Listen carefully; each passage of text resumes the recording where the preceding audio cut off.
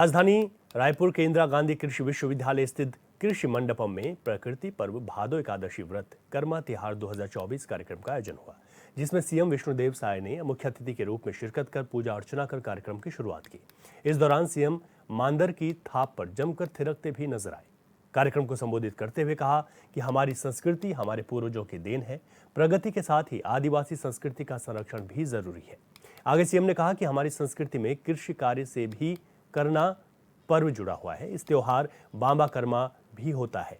मुख्यमंत्री ने कहा कि हमें आदिवासी संस्कृति को कभी भूलना नहीं चाहिए, अपनी संस्कृति को जिंदा रखना है।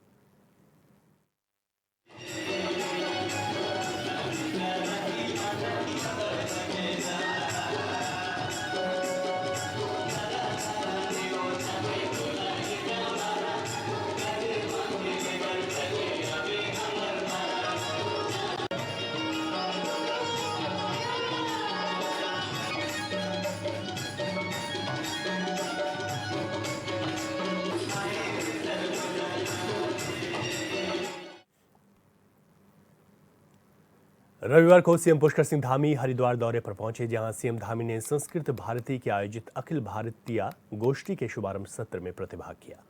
बता दें कि संस्कृत भारती संस्कृत कार्य और संगठन को बढ़ावा देने के लिए हर साल अखिल भारतीय संगोष्ठी का आयोजन करती है। इस साल ये सेमिनार 15-16 सितंबर को हरिद्वार में आयोजित हो रहा है।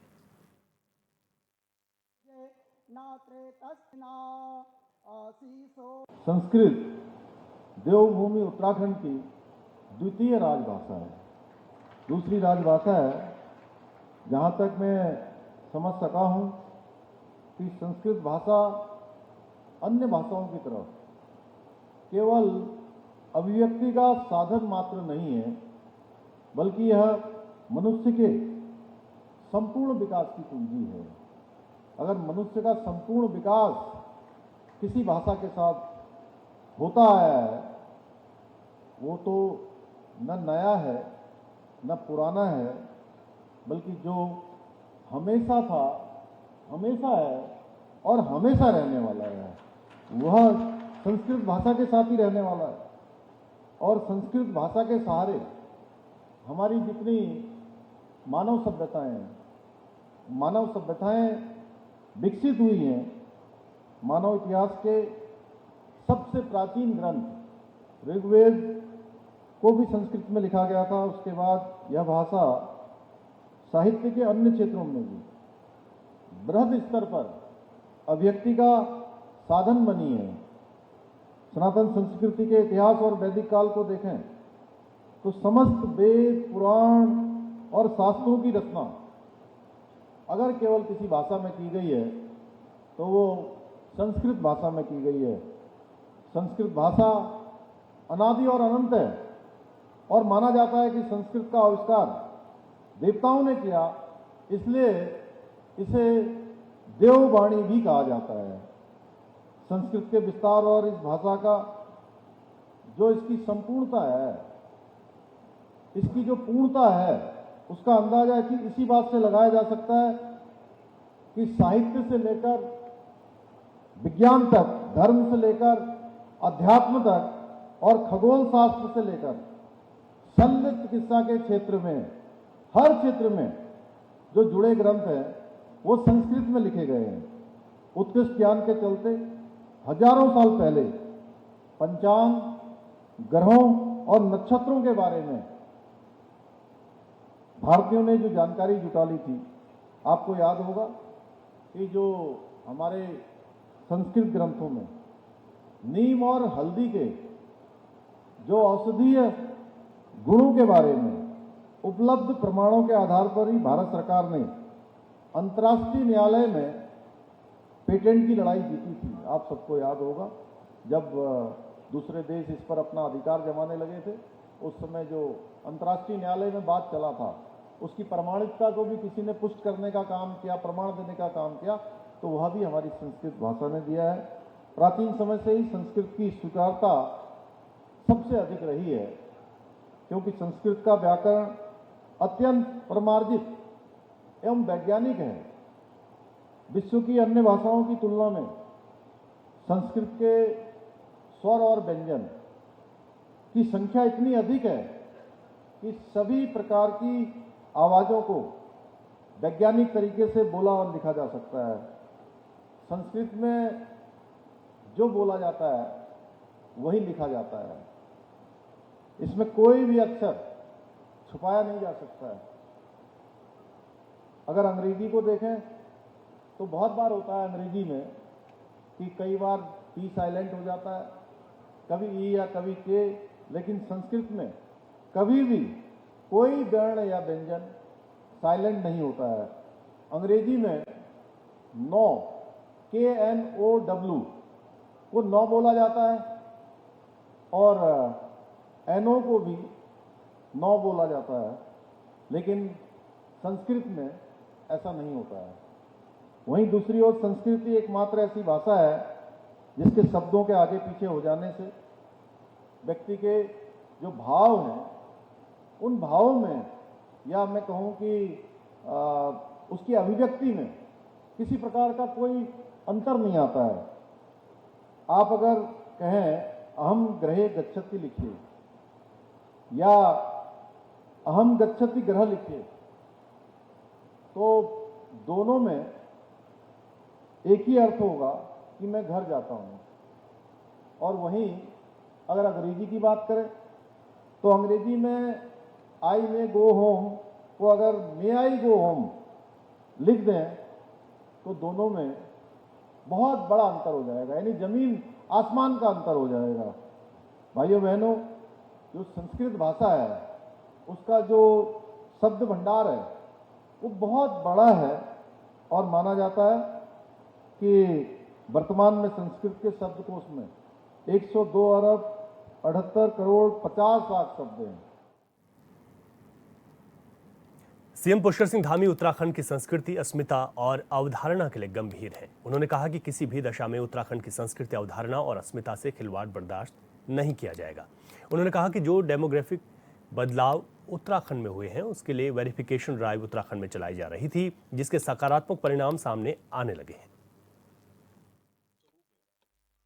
यहाँ का एक हमारा मूल विषय ये है कि राज्य का जो हमारा यहाँ का मूल स्वरूप है, तो यहाँ का एक हमारा राज्य की अवधारणा है, वो अवधारणा बनी रहनी चाहिए।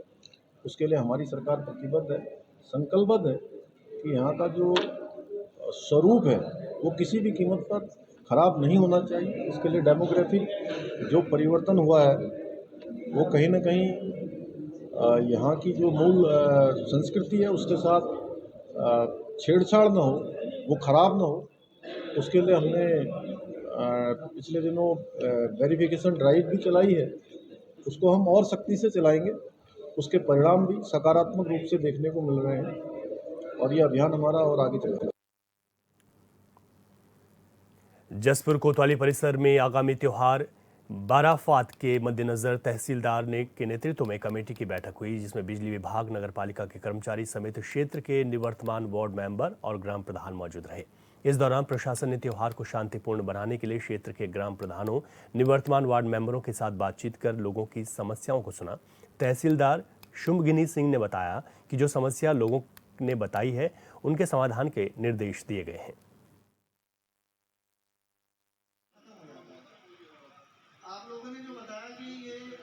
कार्यालय जसपुर में अमन कमेटी की बैठक की गई है, जिसमें समाज के गणमान्य व्यक्ति भी उपस्थित थे और उनके संबंध से हमने समस्याओं को जाना, जो उनको इश्यूज आते हैं जुलूस के दौरान, और उसके साथ साथ जो इंस्ट्रक्शन हमारे द्वारा दिए जाने थे वो इंस्ट्रक्शन भी उन्हें दिए गए हैं। जो समस्याएं उन्होंने बताई हैं, कूड़े की समस्या और कुछ जो वाहन रास्ते में खड़े रहते हैं उसकी समस्या, तो उसका हम निदान कल तक करवा देंगे। लाहौरी ट्रेन से 81 पाकिस्तानी ज़ायरीनों का जत्था रोड की रेलवे स्टेशन पहुंचा, जहां कड़ी सुरक्षा के बीच पुलिस ने बसों को कलियर शरीफ पहुंचाया। बता दें कि यह जत्था 756वें उर्स मेले में शिरकत करने के लिए पीरान कलियर पहुंचा है। वहीं सुरक्षा को देखते हुए जगह जगह पुलिस बल की तैनाती भी की गई है।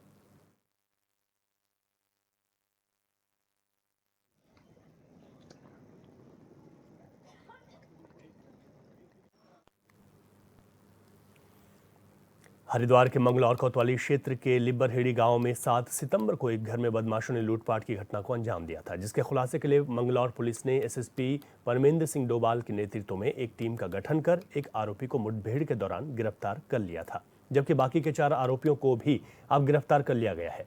पकड़े गए आरोपी के कब्जे से लूट और जेवर भी बरामद हुए हैं।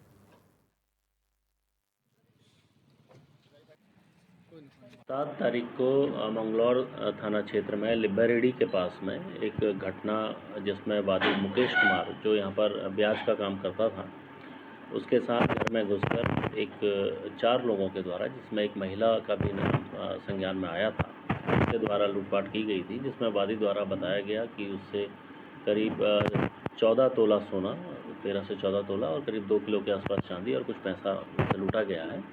इसमें तत्काल एसपी ग्रामीण और सीओ मंगलौर और इंस्पेक्टर मंगलौर की टीम ने तत्काल इसमें कार्रवाई करते हुए 2 दिन पूर्व ही, मतलब पिछले 2 दिन पहले महराज को एक एनकाउंटर में और उसके साथ एक मुठभेड़ में उसको अरेस्ट किया गया था।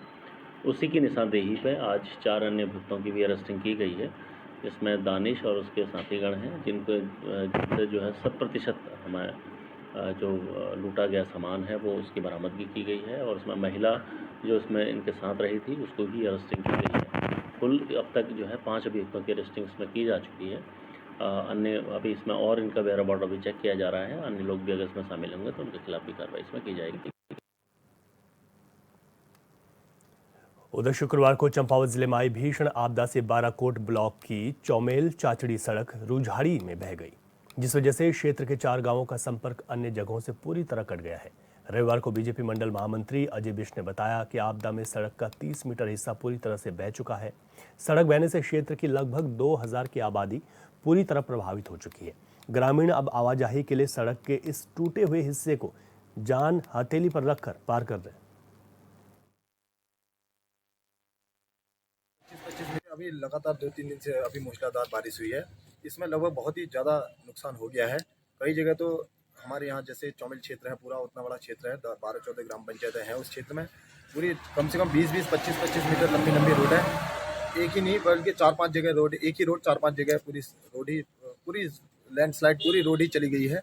और कई जगह ऐसी व्यवस्था हो गई कि लोग पेयजल की किल्लत, वलसो ग्राम पंचायत में 2 लाइनें जो जल स्रोत थे वो लैंडस्लाइड के साथ ही नीचे की तरफ चैम्बर वगैरह जो भी थे, पूरी पाइपलाइन नीचे की तरफ वहाँ पे हैक भी नहीं करके भी ऐसी स्थिति में आज आपदा की वजह से बन गई है। सीएम योगी आदित्यनाथ आज बहराइच में भेड़ियाग्रस्त इलाके का निरीक्षण करेंगे। साथ ही सीएम भेड़िए के हमले में दिवंगत और घायल हुए मासूमों के परिजनों से भी मिलेंगे। सीएम योगी 3 बजे महसी के सिसैया चूड़ामणि गांव पहुंचेंगे। यहां 1 घंटा रुकने के बाद सीएम योगी लखनऊ के लिए रवाना होंगे। वहीं 50 मिनट के कार्यक्रम में मुख्यमंत्री पीड़ित परिजनों से मिलकर सहायता प्रदान करेंगे और अधिकारियों से बात कर नरभक्षी को जल्द पकड़ने में आ रही अड़चनों की समीक्षा कर दिशा निर्देश भी देंगे।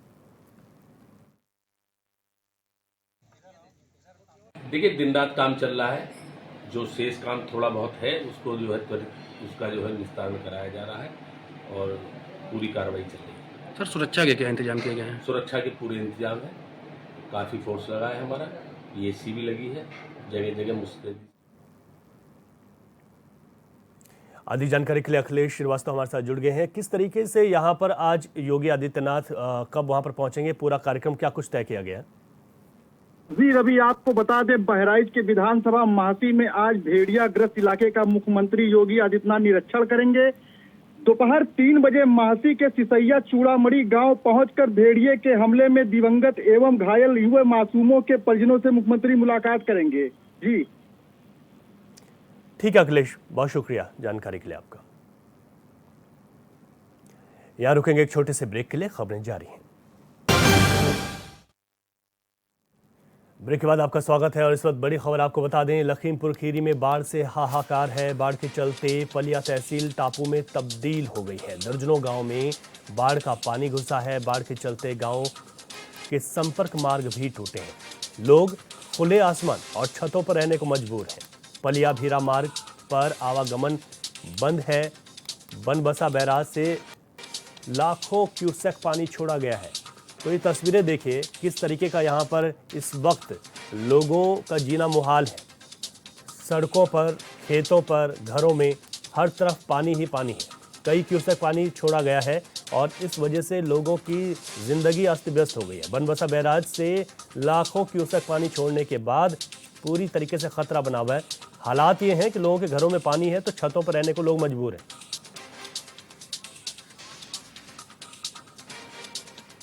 अधिक जानकारी लेते हैं, हमारे संवाददाता शहनवाज गौरी फोन लाइन पर हमारे साथ हैं। शहनवाज, मौजूदा हालात क्या बने हुए हैं, प्रशासन की ओर से क्या मदद दी जा रही है? देखिए रवि, आपको बता दें कि पलिया तहसील जो है, पलिया तहसील के दर्जनों गांव बाढ़ की चपेट में है। नदियों का पानी गांव की तरफ रुख कर चुका है। गांव में करीब 5 फुट पानी नदियों का बह रहा है, जिसके चलते लोग छतों पर रहने के लिए मजबूर हैं। इसके अलावा आपको बता दें कि पलिया तहसील लगभग 2 लाख की आबादी वाला जो तहसील पलिया है, वो लोग जो है तो वो लोग प्रभावित हैं और पूरी तरीके से पलिया जो है टापू में तब्दील हो गया, क्योंकि बनबसा बैराज से लगातार लाखों क्यूसेक पानी छोड़ा जा रहा है। आपको बता दें कि पलिया और भीरा जो मार्ग है उस पर पानी करीब 3 फुट या 4 फुट के आसपास पानी तेज बहाव के साथ बह रहा है, जिसके चलते आवागमन पूरी तरीके से बाधित है। प्रशासन की तरफ से एनडीआरएफ की टीमें वहां पर तैनात की गई हैं ताकि कोई हादसा ना हो। इसके अलावा लोग जो गांव के अंदर जो लोग रह रहे हैं वो अपनी छतों पर पहुंच गए हैं। जी बिल्कुल, प्रशासन की ओर से किस तरीके की मदद यहाँ पर देखी जा रही है? क्या लोगों को जितनी जरूरत है वो मदद मुहैया हो पा रही है? शहनवाज, देखिए बिल्कुल, अगर प्रशासन की मदद की बात की जाए तो प्रशासन ने पहले ही अलर्ट जारी कर दिया था और अब अचानक जो बाढ़ आई है, लोगों के दर्जनों गांव में जब पानी घुसा है तो प्रशासन के जो अधिकारी हैं वो वहां पर पहुंच नहीं पा रहे हैं, क्योंकि वहां पर जो संपर्क जो मार्ग है वो पूरी तरह बह गए हैं, कट गए हैं, तो वहां पर जाने के लिए दिक्कतों का सामना करना पड़ा। हालांकि नाव के माध्यम से वहां पर पहुंचकर लोगों को जो है लोगों को राशन, यानी कि आप बता रहे हैं शहनवाज की हालात बेहद खराब हैं, लेकिन प्रशासन की ओर से भी कोशिशें की जा रही हैं। बहुत शुक्रिया विस्तार से जानकारी के लिए शहनवाज गौरी आपका। आगे बढ़ते हैं, आगरा में चंबल और उटंगन के साथ यमुना नदी में उफान को लेकर स्वास्थ्य विभाग अलर्ट मोड पर नजर आ रहा है। सीएमओ अरुण श्रीवास्तव ने बाढ़ प्रभावित गांव में पहुंचकर स्वास्थ्य सेवाओं का जायजा लिया। इस दौरान उन्होंने पिनाहट, बाह, जैतपुर क्षेत्र के स्वास्थ्य केंद्रों के सीएचओ और स्वास्थ्य विभाग की टीम को जरूरी दिशा निर्देश दिए हैं।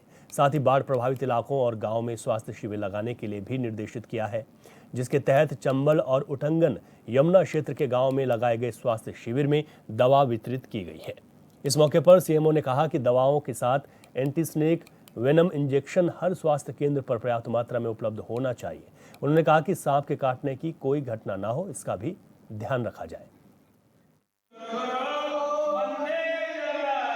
कुछ क्षेत्रों में चूंकि उटांग नदी और यमुना का जलस्तर थोड़ा बढ़ रहा है, साथ में जो यहाँ चंबल नदी है, तो इसके लगे हुए गांव में हमारी टीमें सीएचओ जा रहे हैं, उनको हम लोग लगातार सजेस्ट कर रहे हैं और इन्फॉर्मेशन भी ले रहे हैं। जिन गांव में इस तरह की दिक्कतें या वायरल फीवर का इशू आ रहा है वहाँ कैंप भी लग रहे हैं, अभी कैंप भी लगे हुए हैं। पिनाहट और विशेष तौर से बाढ़ ये जो लगे हुए इलाके हैं उटांग नदी से और चंबल से, उनको भी हम लोग अभी देखने जा रहे हैं। और प्रयास ये है किसी भी व्यक्ति को अगर चिकित्सा उपचार की आवश्यकता हो तो उसे समय से मिल जाए और हमारी सभी टीमें सजग रहें विद औषधियाँ और जो भी चीज़ें आवश्यक है। इसके अतिरिक्त विशेष रूप से हम एंटी स्नेक वेनम के लिए सभी जगह उनको उपलब्ध कराने के लिए सब वही हम लोग चेक कर रहे हैं कि एंटी स्नेक वेनम सभी जगह पर्याप्त मात्रा में उपलब्ध है, कि कोई भी इस तरह का शब्दंश का कोई भी विक्टिम का उपचार किसी भी तरह से लंबित ना हो, देर ना हो और पूर्ण हो। उधर पीलीभीत में शारदा किनारे कई गांव में बाढ़ से हालात बेकाबू हो गए। लगातार बारिश और बनबसा बैराज से 4 लाख क्यूसेक पानी छोड़े जाने के बाद लोगों के घरों में 4 से 5 फीट तक पानी भर गया। ऐसे में ज्यादातर ग्रामीण छत पर पन्नी डालकर जीवन गुजार रहे हैं, तो कई परिवारों ने गांव से पलायन कर जंगल किनारे ऊंची जगह पहुंचकर शरण ले ली है। ग्रामीणों का आरोप है कि बाढ़ खंड के अधिकारियों ने राहत बचाव के नाम पर 30 करोड़ रुपए खर्च किए, लेकिन उसका कोई असर और फायदा उन्हें नहीं मिला। क्या है? देखो पानी में कितना परेशानी है, खाने का बहुत परेशानी है। जिसका घर में ये गैस नहीं है उसका खाना नहीं है। कैसे रह रहे हो आप? क्या खा रहे हो? क्या खाएगा? सुबह से तो थोड़ा सा खा लिया दूसरे का घर से, और बच्चा सब खा दिया। तो समस्या हो रही ज्यादा है? समस्या हमारा बहुत है। ये हालत पूरे गांव में है क्या? गांव में है। कितने गांव है जैसे यहाँ पानी उनी भरा हुआ है? अब पानी होने तो सब बाजार तक है। तो कोई अधिकारी कुछ मदद पहुँचाने नहीं कोई आया? मदद नहीं करा, कोनो अधिकारी नहीं आया, नहीं हमारा प्रधान भी आया, नहीं कोई नहीं आया। नहीं। हमारे पूरे तीनों मतलब 3 गांव ऐसे हैं जहां पर बाढ़ का पानी अभी प्रभावित किया हुआ है। एक इधर सारदा पार्क है, चंदिया हजारा, खिलखितिया, बरगदिया, वहाँ हम लोग अभी क्षेत्र से भ्रमण करके आ रहे हैं। उसके बाद में बेलहा है और भवनपुर भागीरथ, 3 ऐसे गांव हैं जिसमें 2 हमारे SDM साहब 2 गाँव में वहाँ पर हैं, नायब साहब हमारे हैं वहाँ पर हैं। हम लोग अभी यहाँ पर चंदिया हजारा में भ्रमण करके आ रहे हैं। वहाँ खाना हमारा भोजन यहाँ से बन रहा है। अभी हम लोग वहाँ पर और देश प्रदेश में अभी के लिए इतना ही। खबरों से अपडेट रहें और देखते रहिए CNN 24/7। इजाजत दीजिए, नमस्कार।